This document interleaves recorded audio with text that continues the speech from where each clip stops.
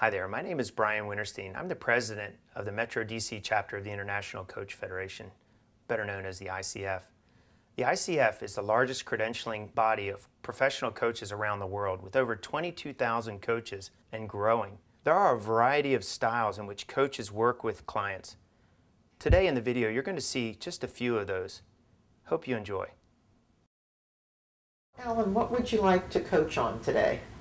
I would like to find the tools that will keep me in check, keep me accountable. So is it fair to say, Ellen, that you know what to do and you're not doing it? Yes, it's absolutely fair to say that. Okay. and accurate to say that. Okay. Now, I will say that I have contacted, of my list of about 600 people, I have contacted maybe 50 or 60. Okay. So not very many Yeah. in the scheme of things. And so when I say that out loud, it's like, I think, oh my gosh, like, why are you letting this change your momentum? You have 600 prospects. You've contacted 50 of them, so less than 10%.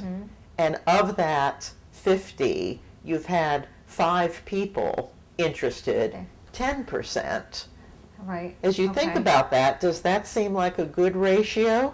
So I think intellectually, I know the right things, but that's different than actually practicing them. Well, there's intellectual and there's emotional. Right. So intellectually, you've had a lot of things going on in your mind. So cognitively, you've had a lot of thoughts that perhaps were getting in your way before. Now you're having some thoughts that can help you.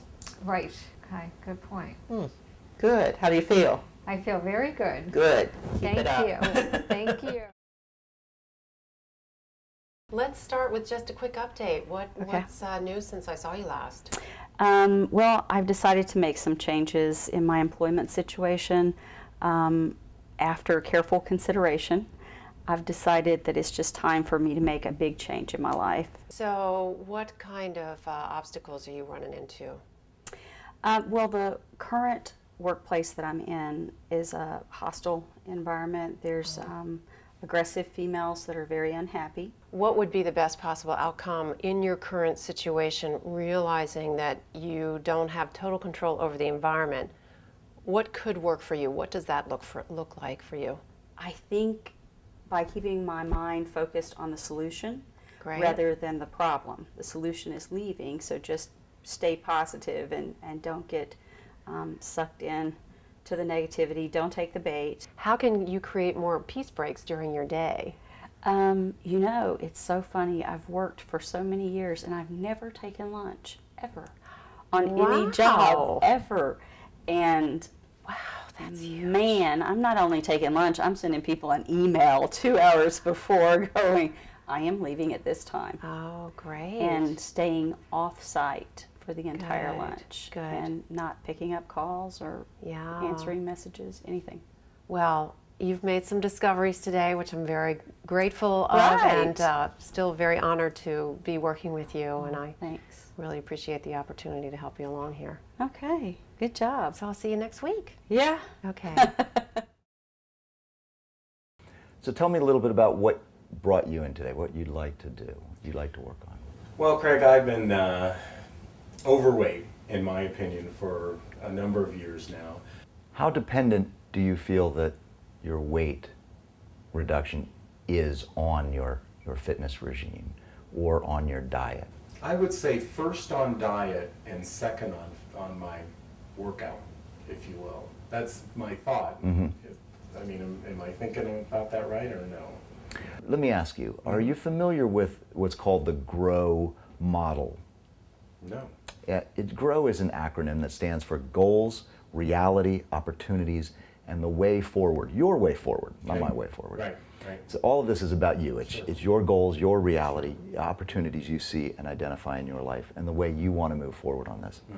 When you talk about getting down to 210, it's a long-range plan. It's a great goal. It's terrific, but it's longer range. Right. It's not going to happen by the end of August unless you just stop eating. Right. And we don't want that. Right.